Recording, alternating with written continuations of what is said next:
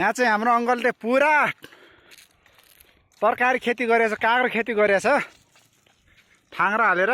यसपालि करोडौँको योजना छ अरे उहाँको। अब आजभोलि पानी परेको छैन, यसरी हाल्दैछ पानी चाहिँ। यो चाहिँ के हो त भन्दाखेरि हामी काम खोजेर देश विदेश गइरहेको अवस्था, युवा विदेश पलायन भइरहेको अवस्था, आफ्नो जग्गा जमिनमा यसरी तरकारी खेती गरेर हामीले आर्थिक आम्दानीदेखि लिएर हाम्रो जीविकोपार्जन गर्नका लागि सजिलो हुन्छ भन्ने खालको उदाहरणको रूपमा देखाउनका लागि म अहिले लागिरहेको छु।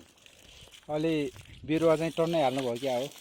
यसलाई अब अलिक बाँकी छ। अब कृषि प्राविधिक हामी नै हो, हामीले यसको बारेमा टोटल अनुभव छ।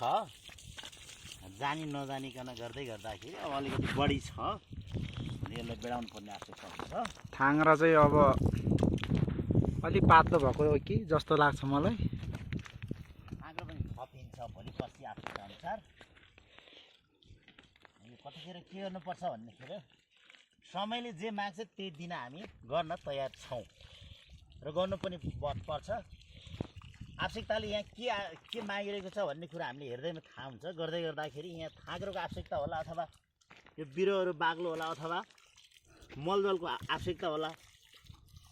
सबै आवश्यकताहरूलाई आवश्यकता अनुसार हामी दिने भन्ने सोचका साथ 20 लाख, यो वर्ष 20 लाख टार्गेट हो। 20 लाख कमाउँछ पनि।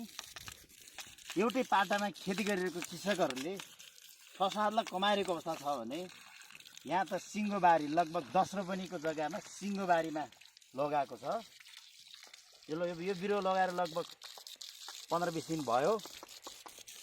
अब 1 महिनाको टाइम, असारको पहिलो हप्तामा हामीले काँक्रो निकाल्न सक्यौँ भने केजीको 100 देखि बिचौलैले जति खाइ तापनि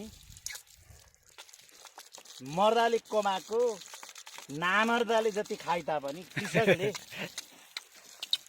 भनौँ 100 रुपियाँसम्म चाहिँ पाइयो भने 20 लाख ओभरको काँक्रो चाहिँ बिक्री गर्न सकिन्छ भन्ने आशामा म काम गरिरहेको छु।